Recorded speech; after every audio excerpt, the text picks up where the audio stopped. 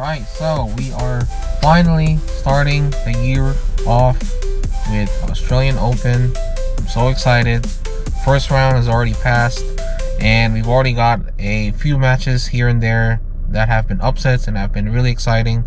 I am very much looking forward to this Grand Slam tournament. It's a great way to start the year until we get to February when things dry out a little bit, and then back to March. But that's besides the point. So I'm going to go ahead and just start off with what I wanted to talk about in the beginning of this video. You know who I'm talking about. Fonseca, the guy from Brazil, the guy that they call the Wonder Kid. Now, I remember 3 months ago, I was just minding my own business. I was on YouTube doing my own thing. I see a recommendation of a video that had Fonseca in the thumbnail. I decided to check this video out. It's about 8 minutes, pretty much highlights of Fonseca's 2024 year. I didn't think of it initially at first until I saw the first shot that he made in that highlight. And right off the bat, I could tell that this guy was going to be a threat in the ATP Tour. The guy has so much firepower for an 18-year-old. I mean, at this point, it's starting to become a trend now. This is about like the third person that we've come across that can really hit back in the baseline, has a really good forehand, has a decent backhand.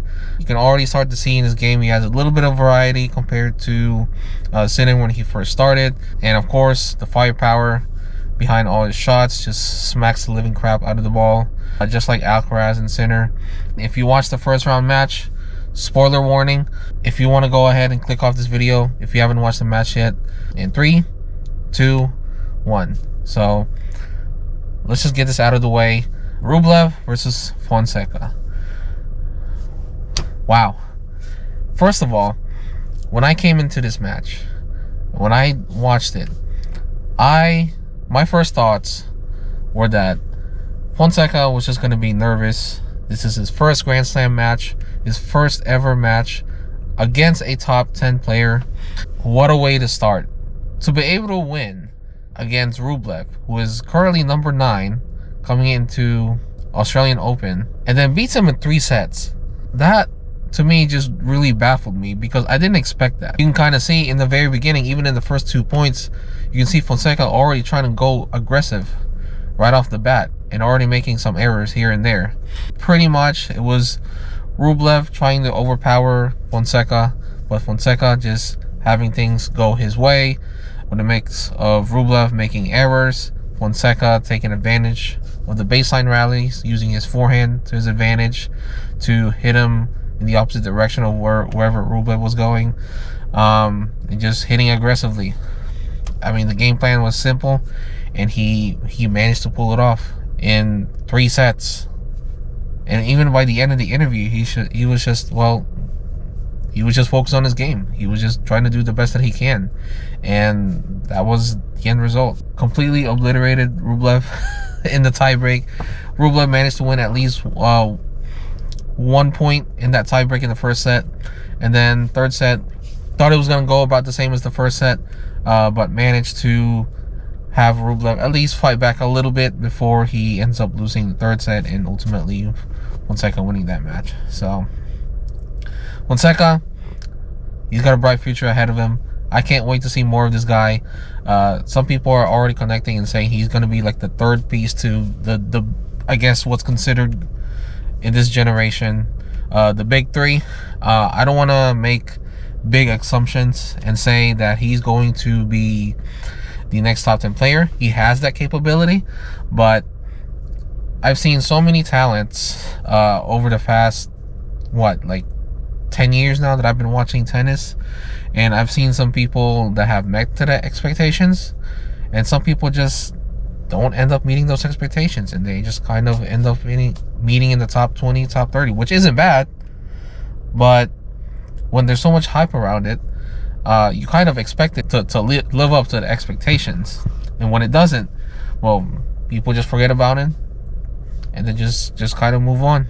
So congrats to Fonseca on his first round. He's going up against Sonego in the second round. Will he manage to win? Well, let's see what happens. But I actually did the math during this match, And if he actually manages to win the entire Australian Open, which, by the way, this is absolutely delusional for thinking this way, because this is his first Grand Slam match.